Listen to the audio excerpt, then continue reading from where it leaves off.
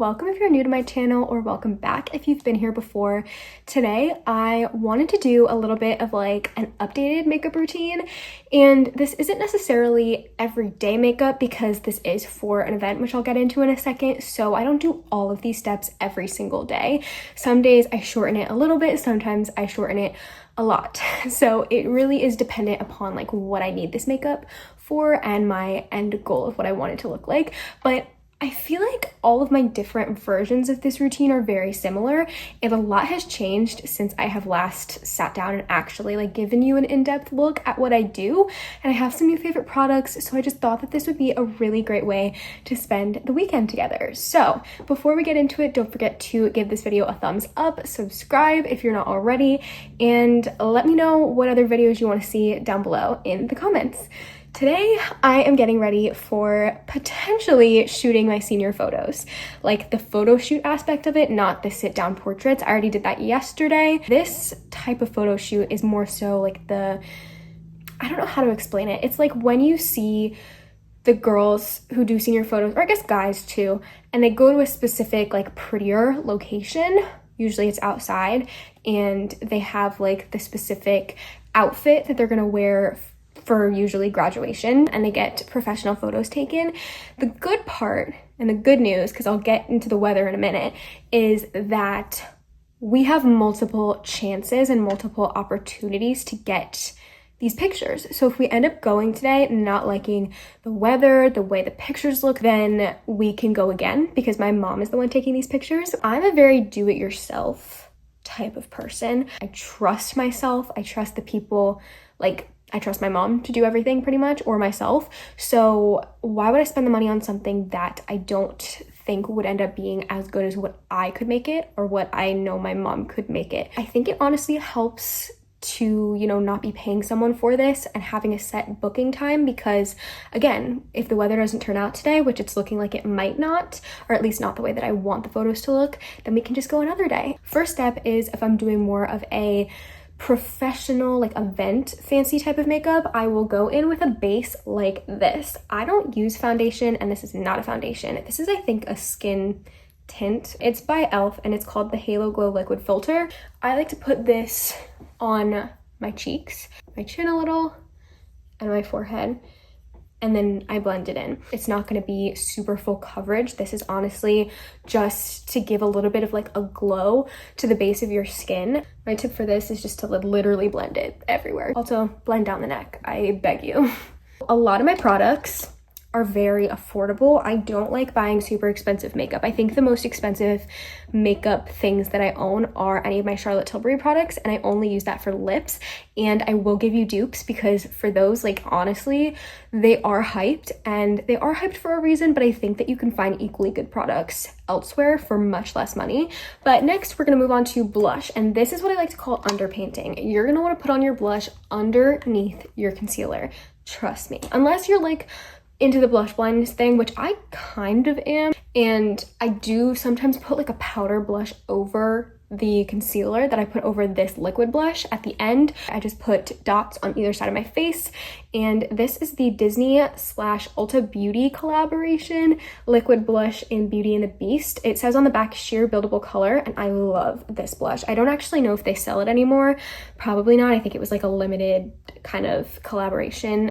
I have an idea. This is what I do sometimes. I saw Zoe Sugg doing it, and I trust her, so I feel like maybe I should do it again today. Basically what I just did was I took the Fenty Beauty Liquid Kilowatt Fluid Freestyle Highlighter. It's just a liquid highlighter in Vintage Velour 02, and I dotted that in between the blush, which is again a technique from Zoe Sugg. One thing I will say is I've never found a highlighter that actually blends well. So like you can kind of see that this is just kind of staying put. This is for more concentrated things like blush and highlighter. This is for more powder buffing and blurring. This is for eyeshadow. So if you ever see me pull any of those brushes out, it is a clean brush that I'm just using to blend the product in a little bit extra into my face. Next, we're gonna go in with the long-awaited concealer. I've been talking about this entire time about my blush. This is the Maybelline New York Instant Age Rewind Eraser Multi-Use Concealer. This is like the best affordable drugstore makeup product, or concealer in general, but yeah, honestly, makeup product as well. I'm gonna put a little more on my face than I normally would because I want to look a little bit better for the pictures that are occurring today. I like to put this underneath my eyes, around my nose, because I get kind of red around my nose, and then any blemishes I have. So the reason why I'm doing it on my chin and my forehead and a little bit off to the side on my cheek is because I have some acne. Not even acne, just like random pimples. If you're doing this along with me and you just started blending this in, I'm so sorry.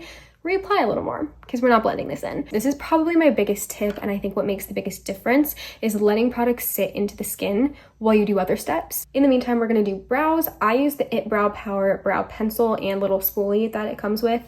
This is the only brow product that I've tried that actually works. I feel like I've always been pretty decent at makeup and brows, surprisingly, as well. I feel like I've never had like the super dark, super like whoa type of brows. I look back on pictures and I'm like, you know what? Nothing's really changed. With this product, I like to brush through my brows first to give them like a little bit more of a shape, and then I fill in where I need to, which is mainly the like very inner parts of my brows, because my tails of my brows are pretty pigmented, pretty dark naturally. But my brows are also not dark really at all. They're very brown. That is enough time to let our concealer sit. And my application on my face with this concealer is patting, never swiping. And you can bring it down a little if your cheeks get a little bit red to kind of like blend it into the blush that we did before. Now that that is all blended in, I'm gonna take a tiny version of this powdery brush, and I'm gonna use the It Cosmetics Bye Bye Pores Pressed Powder. Okay, don't come for me. I break this up to be loose powder. I know. It's awful. Every year, I think I'm becoming more type C. Basically, I take a little on the brush and then I tap it off like this until I can visibly see the excess coming off, because that's a little, like, we don't need that on the face. And then I go right over, very gently, so we don't disrupt the placement of our concealer, but I go right over everywhere that I just concealered, eyelids included. This is not only gonna blend your makeup, it's gonna help it stay. And if you put eyeshadow or eyeliner on your eyelids after you do this, it'll stay. Just a very gentle brushing off of any excess powder. Let's move on to eyes.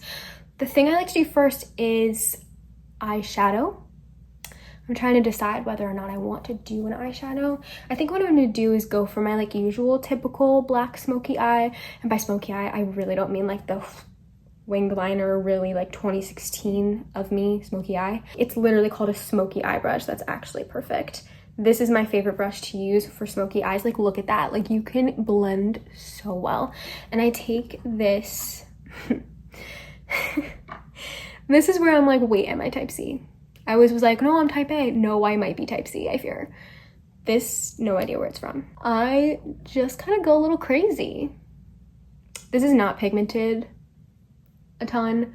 And this is where I say, trust the process. And if you're bad at makeup, you're literally not, because do you see the difference already? Take your concealer brush, go over where you don't want this. So it's typically for me around the like bottom, side, and top. This is why makeup is not that hard. You just have to learn to like have fun with it, trust the process, and just kind of blend, because blending is gonna save you in so many instances. Next, I am gonna go in with, ooh, this is kind of fancy. This was not expensive at all. I got this very recently, and I know it's not expensive because I hate buying things. This is the LA Girl Perfect Precision eyeliner in Very Black. I like it because it is very easy to apply without dulling the sharp point. I just kind of very like tightly line my lids, not the waterline, because I'm not crazy. I'm not like trying to poke my eye out. The lash line. All right, I'll be right back. I personally don't see much of a difference, but you will see the difference when I do my mascara. It's just gonna look better in the long run. I am gonna blend it out a little actually, because I just don't really want harsh lines. Now to bring the whole thing together, curl your lashes and put on mascara. If you're scared of this device, don't be. I used to be, and then I realized that it literally doesn't feel like anything. I mean, actually it does kind of feel like something, but it's not painful. But you just want to get to the root of the lash. My favorite mascara is the Maybelline Sky High Mascara. It's the best one that I've personally used. I'm sure I'll find more favorites later. This is the very black color, Très Noir, and this is a very old mascara, but I've been saving it for this day specifically because I prefer the non-waterproof version of this mascara. I think it works better. I think it is still low-key waterproof unless you get your eyelashes wet and then you physically rub them. Like, as long as you get your eyelashes wet and you just let it dry, like, it's really not going to do anything. And the formula is just, in my opinion, better than the waterproof one, and that's the only other one that I own. So I've been saving the normal one for like photo shoots and events like that.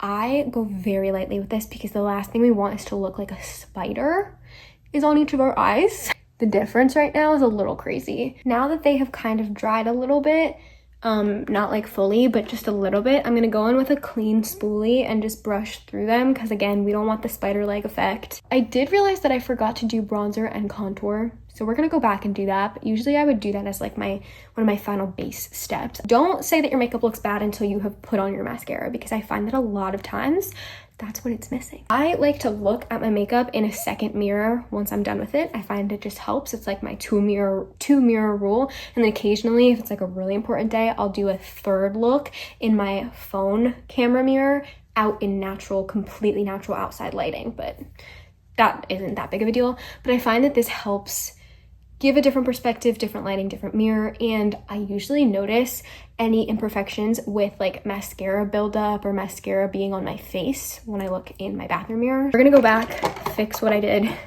forget, which I use the Milani bronzer in Suntan. I want all my bronzers to come in the name Suntan. And I just take a little on a brush and I start buffing it out. And then I kind of bring it down onto my cheek. Occasionally I will use it as blush, but that's mainly in the summer. This also is by far my favorite bronzer I've ever used. And then I don't even bring it down, I like take more and put it on my neck. Next, I'm gonna go in with contour. If I didn't have a photo shoot today, I would not be doing this. I used to confuse contour and bronzer. We're not gonna do that anymore. I prefer a liquid contour and a powder bronzer, as you have seen, and it's important to not put this everywhere. By the way, this is the e.l.f. Halo Glow Beauty Wand Contour in Light Medium.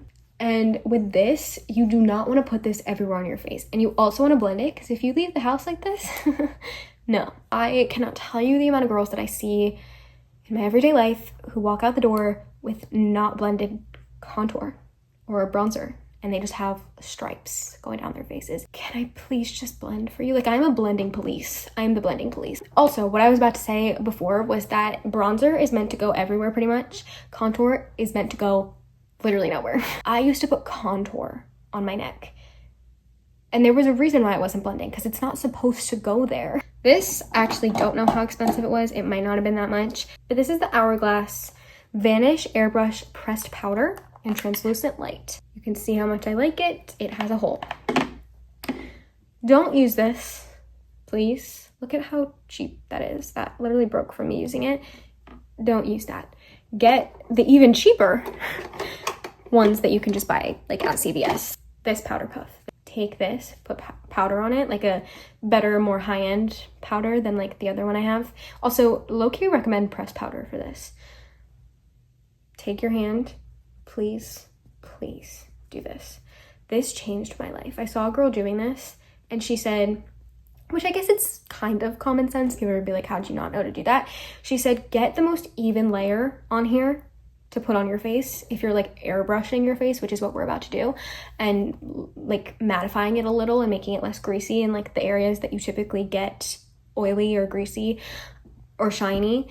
Tap it on those areas. For me, it's like right here. I feel like I get like sweatier there. Put your lips in, like fold them and powder them. That is gonna keep your lip liner on your lips for hours. Highly recommend the NYX Professional Makeup Lip Pencil. This is in the shade Ever. I pull this out more often than I pull out my Pillow Talk lip liner. which says a lot if you know anything about that. When you're lining your lips, I have made the mistake in the past. Please don't overline them. I think I used to do that a little too much. Like, it was never super noticeable, but like I felt it.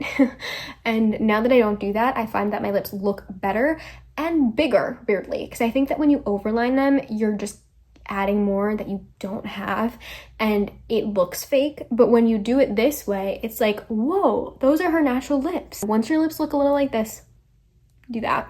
I personally am a big fan of not just doing lip liner and calling it a day. Please at least put a lip balm, a lip oil, or a lip mask over it. Any of the above, or a lip gloss. Because what you have now is you're gonna have some dry lips and it's not fun. I personally prefer the Summer Fridays in vanilla beige. This is my favorite. This is the only one I've ever used from Summer Fridays, so I do want to try their other scents, but the formula of this is unlike anything else. I know it works for some people and not for others. I am one of the fortunate people that it does happen to work well with my lips. This is like quite literally the only thing other than a lip oil that will hydrate my lips for hours on end. This is gonna stay and look good for hours on end. This is a very simple routine. I find that once you practice it more, you can get it down to like 10 minutes maybe. I can normally do this in like 10 minutes, 5 if I'm rushing, and also, you know, it might take me a little longer if I'm doing this whole full routine because this is for a photo shoot, not just like an everyday school type of makeup routine. I feel like I should come up close and personal a little bit because I need you to see that this is not just like fine on camera. Like, you literally can't tell that I've painstakingly put stuff on my face. It just looks very like blended natural. I do have a pimple here that is being very annoying, so that is why there's a little dot there that can't be covered up. But like, other than that, hopefully you enjoyed this makeup routine. Thank you so much for watching. Thank you so much for coming along with me. Again, don't forget to give this video a thumbs up if you enjoyed it and subscribe. I love talking about makeup. I love doing a little makeup routine here and there on my channel. So, I mean, honestly, I am prepared to do this for the rest of my life. I love making these videos and yeah, hopefully you enjoyed it. I will see you in the next video very, very soon.